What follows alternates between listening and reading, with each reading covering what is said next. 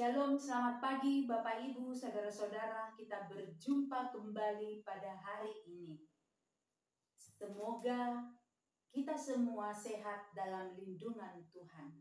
Sebelum kita melakukan aktivitas kita, mari kita terlebih dahulu mendengarkan firman Tuhan yang menjadi renungan harian dari HKBP Pardamaian. Kita bersatu di dalam doa. Bapa di dalam surga, kami bersyukur atas hari ini yang Tuhan berikan bagi kami. Terima kasih buat kasih penyertaan-Mu, perlindungan-Mu dari malam gelap hingga pada pagi hari ini. Sebelum kami melakukan aktivitas kami, biarlah Bapa, Engkau memberikan Roh Kudus-Mu mengajari kami, hingga kami mengerti akan firman Tuhan yang akan kami dengar pada pagi hari ini.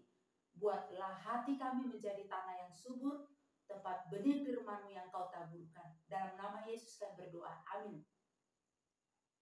Yang menjadi renungan harian pada hari ini, firman Tuhan yang tertulis di 1 Korintus 2 ayat 16.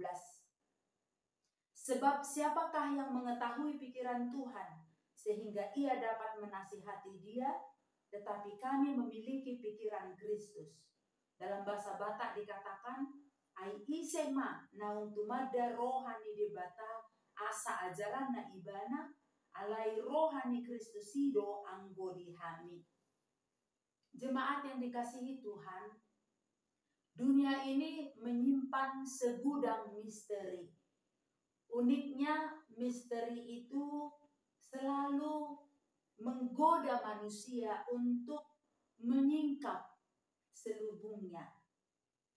Ia selalu menitipkan penasaran kepada hikmat dan pengetahuan kita yang terbatas itu. Kita terus mencari dan mencoba memecahkan teka-teki itu. Salah satu misteri terbesar kehidupan adalah tentang Allah serta karya terbesar Allah. Dalam pelayanannya, Rasul Paulus memberitakan sebuah rahasia.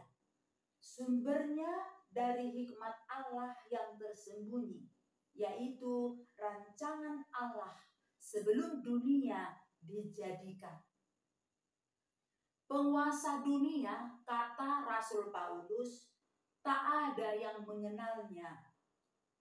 Rahasia tersebut merujuk pada karya keselamatan Allah kepada dunia melalui kedatangan Yesus Kristus.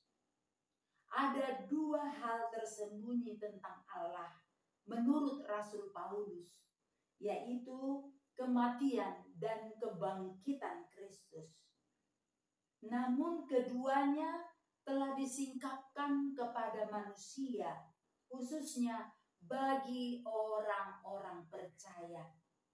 Rahasia tersebut tersingkap bukan oleh hikmat dan pengetahuan manusia, tetapi oleh Roh Kudus, Roh yang dari Allah, yang telah menyingkapkan selubung itu kepada orang yang percaya. Roh yang berasal dari Allah lah yang memberi hikmat pengertian kepada kita, sehingga kita dapat bersyukur, mempercayai karya kebesaran, karya penyelamatan Allah. Dalam kehidupan kita sehari-hari, seringkali kesulitan memahami rencana Allah. Apalagi ketika kita mengalami ketidakadilan, penderitaan, kita mungkin mulai mempertanyakan rencana Allah. Dalam situasi demikianlah kita membutuhkan pimpinan Roh Kudus, Roh yang dari Allah. Kita mohon bantuannya untuk memahami apa rencana Allah dalam kehidupan kita, dalam pergulatan hidup kita ini. Ketika mengandalkan hikmat manusia semata, justru akan membutuhkan mata rohani. Akibatnya kita tidak dapat melihat rencana agung Tuhan itu kepada setiap kita. Sebaliknya, jika bersandar pada hikmat Tuhan, itulah pikiran Kristus, kita akan beroleh kelegaan. Karena itu, mari kita memiliki pikiran Kristus untuk memahami apa yang menjadi kehendak Allah dalam kehidupan kita. Kita adalah pengikut Kristus. Sudahkah kita memiliki pikiran Kristus sebagai orang yang diselamatkan melalui salib Kristus? Apakah cara hidup kita saat ini telah berdasarkan pada pikiran Kristus? Orang yang mengandalkan pikiran Kristus adalah orang yang dapat mengerti rencana karya terbesar Allah dalam hidup kita. Saat ini kita memohon kepada Tuhan supaya Tuhan mengajari kita untuk kita dapat memiliki pikiran Kristus. Karena dengan memiliki pikiran Kristus, Roh Kudus yang memampukan kita untuk melewati hari-hari yang Tuhan berikan kepada kita. Dan apa rencana Tuhan dalam kehidupan kita pribadi lepas pribadi. Biarlah rencana kehidupan kita yang diatur oleh Tuhan dan semua kehidupan kita terletak di tangan Tuhan. Kita mempercayainya bahwa Tuhan Allah merancangkan kebaikan bagi kita semua.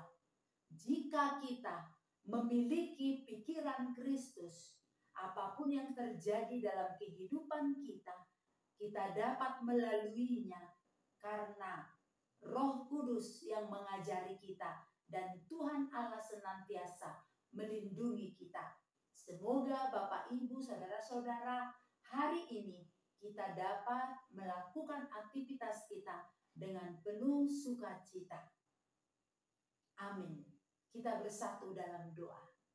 Ya Tuhan, ajarkan kami mengetahui rencana Tuhan dalam kehidupan kami, sehingga apapun yang kami lakukan berkenan di hadapan Tuhan.